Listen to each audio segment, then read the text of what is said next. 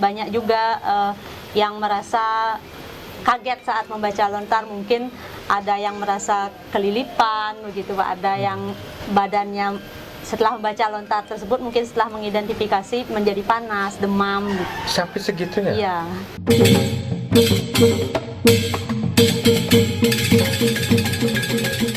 Om Swastiastu.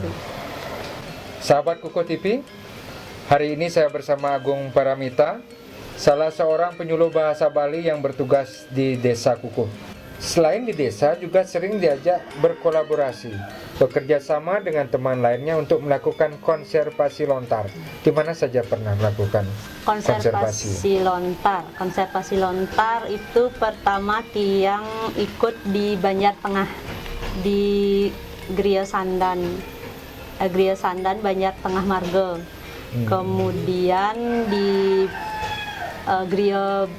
Griya Taman Melayu, Griya Gede, kemudian di Jeruan Melayu, itu masih berada di seputaran Kecamatan Marga. Seputar Kecamatan Marga.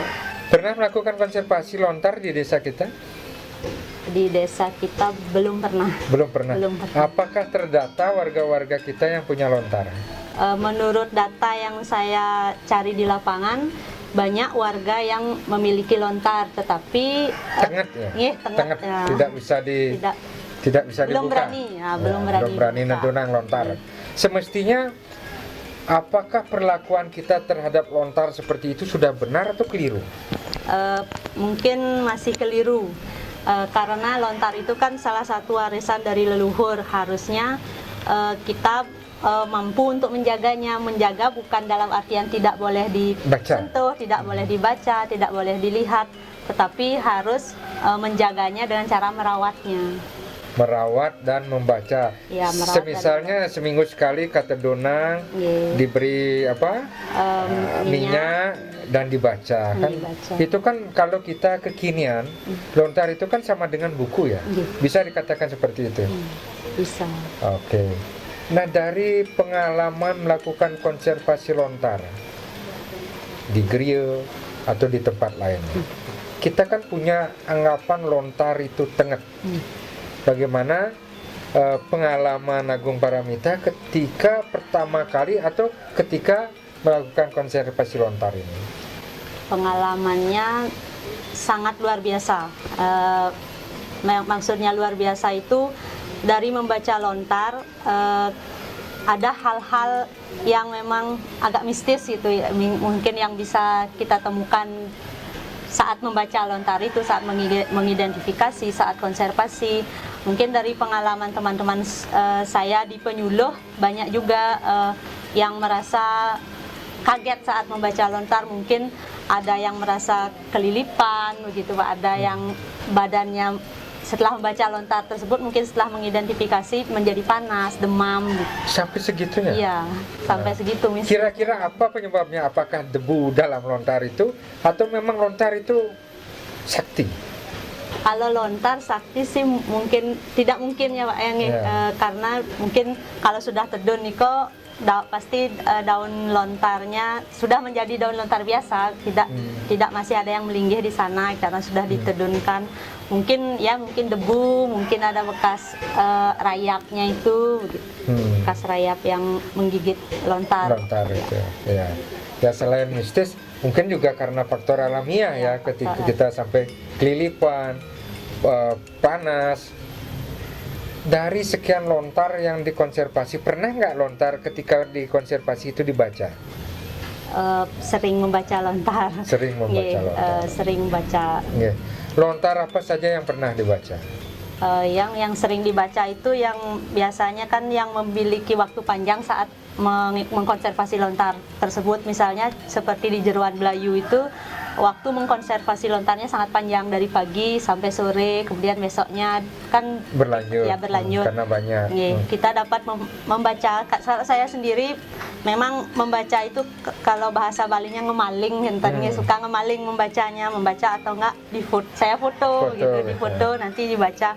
Itu yang biasanya saya cari yang biasanya membuat penasaran itu lontar usada. Lontar usada, lontar pengobatan ya. Iya, pengobatan. Lontar pengobatan. Selain lontar usada, lontar apa yang pernah apa dicuri-curi untuk dibaca?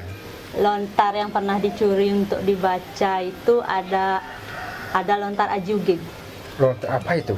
Mungkin kalau kasarnya itu lontar pengliaan ya Pak. Nggih. Itu ada, tapi mungkin tersembunyi begitu, harus disembunyikan itu lontarnya. Memang ada ya lontar seperti Memang itu? ada. Memang ada. Ya, jadi ketika lontar itu dipelajari dan dipraktekkan, lontar apapun itu, misalnya lontar usada, ketika kita pelajari, kita praktekkan akan berguna untuk kehidupan Iya, kita akan ya. berguna. Ya.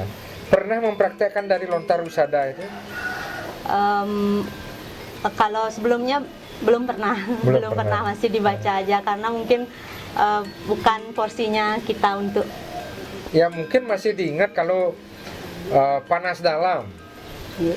Apa ya panas dalam bahasa Balinya? Anggaplah panas dalam. Terus di lontar itu obatnya seperti ini. Nah, seperti itu kah kira-kira? Nggih, misalnya kalau bayi gitu kan, Iya. kalau usada rare itu ada bayi yang sakit perut begitu misalnya, cukup dibuatkan daun encaan daun kayu sakti begitu kan, daun Dap-dap, dadap, nggih, daun daun dap-dap. dap-dap niko dikasih bawang kemudian diolesi pada perutnya, nanti mungkin kemungkinan bisa hilang sakitnya.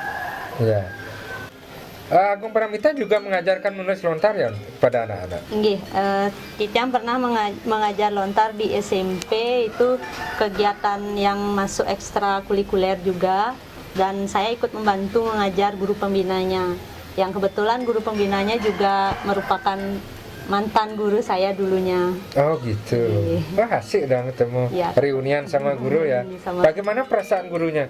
Mungkin Guru. kaget melihat saya di sana karena dulu memang kalau dalam belajar saya agak malas belajarnya. Tapi sekarang melihat saya kembali ke sekolah itu dengan yang keterampilan yang berbeda, mungkin kaget. Ya.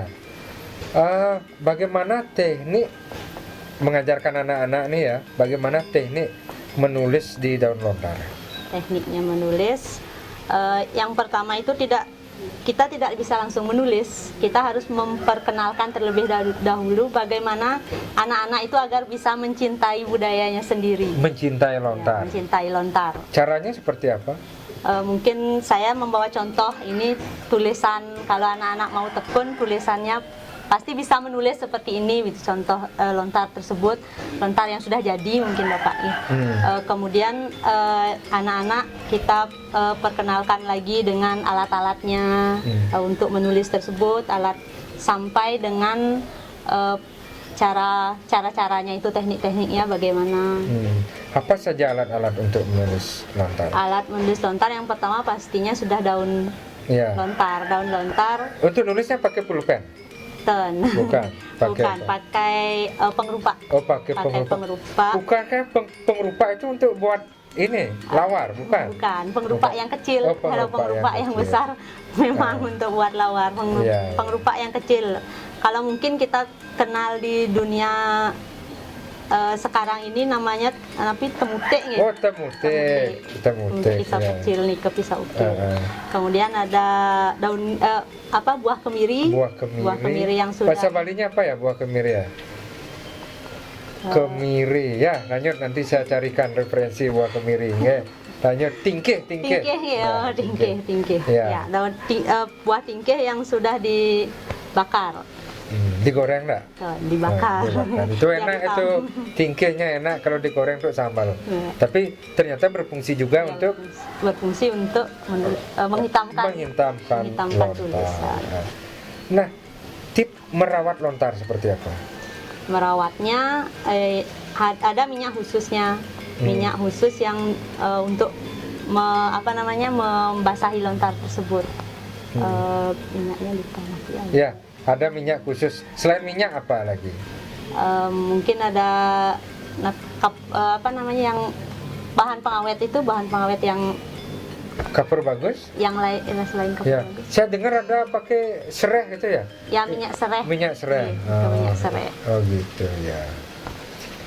Terus anak-anak di desa kita, di desa Kukuh, seberapa animo mereka untuk menulis lontar, belajar menulis lontar? Kalau sudah mau belajar menulis itu anak-anak luar biasa, sangat luar biasa semangat. Banyak pesertanya atau bisa dihitung dengan jari? Pada awalnya mungkin sedikit tapi sudah lambat laun niko banyak yang ikut karena banyak yang penasaran bagaimana caranya menulis. Untuk mencintai lontar ini dan anak-anak mencintai lontar ini, apakah perlu kepala desa di Kukuh membuat lomba nyurat di daun lontar? Untuk lomba membuat untuk mencintai anak-anak dan mengenalkan, apa perlu kita buatkan lomba menulis di daun lontar? Sangat perlu untuk menarik perhatian anak-anak mau belajar. Kalau tidak ada lomba, anak-anak tidak akan ingin belajar. Ya, jadi sebagian besar kita mau belajar ketika ada lomba seperti itu ya. Ya, kebanyakan begitu. Kebanyakan Kenyataannya begitu. Okay. Mungkin bisa disampaikan ajakan kepada masyarakat untuk mencintai lontar, silakan. Titiang selaku penyuluh bahasa Bali Desa Kukuh ingin mengajak masyarakat Desa Kukuh untuk menjaga lontarnya, bukan hanya untuk dibuat sakral, tidak boleh dibaca tenget begitu bahasa Balinya, tapi kita harus menjaganya dengan cara merawatnya dan membacanya. Demikian obrolan seru saya dengan Agung Paramita. Kali ini saya membahas lontar. Berikutnya akan saya membahas yang lainnya bersama tokoh-tokoh lainnya di Desa Kukuh dalam program Basa Basi Bali. Om Santi Santi Santi Om. Kukuh TV, kabar dari desa.